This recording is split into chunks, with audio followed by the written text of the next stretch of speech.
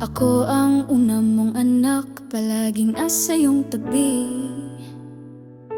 Sa hirap ng buhay, kasama mo ako sa bawat sandali.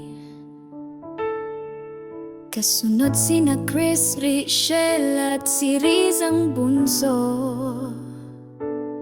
Sa maliit na tahanan, lahat kami inaruga mo.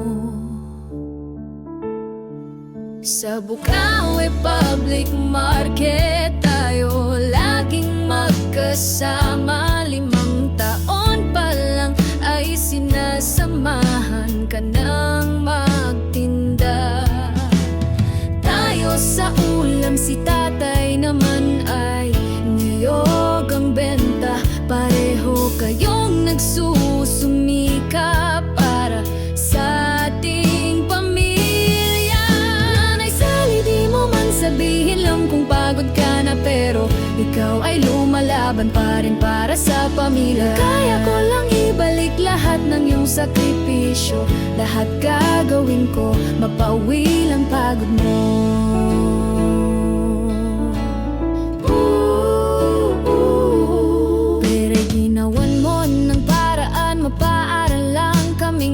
Sa private school mo kami dinala kahit sobrang salat. Di man ako nakatapos tulad ng iba kong kapatid, ngunit aral mo'y gabay ko sa kahit anong balaki. Sa intercity canteen mo'y di mo pa rin binibitawan. Kahit may karamdaman, tuloy pa rin ang laban. Ginigising mo pa rin ang katawang pagod na, para lang sa amin lahat ay di mo alintana.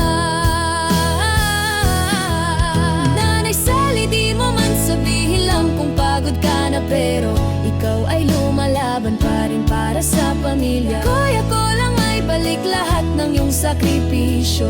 Lahat ay gagawin ko, mapawi lang ang pagod mo. Ako'y may anak sa koleyo, high school at elementarya, pero ikaw pa rin ang sandigan ko sa bawat problema. Alam kong pagod ka na, pero kailan may di sumusuko. Kaya dasal ko sa Diyos, pahabain pa ang buhay mo.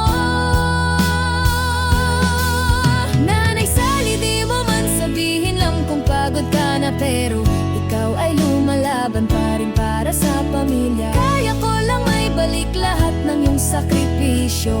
Lahat ay gagawin ko, mapawi lang ang pagod mo. Happy 63rd birthday.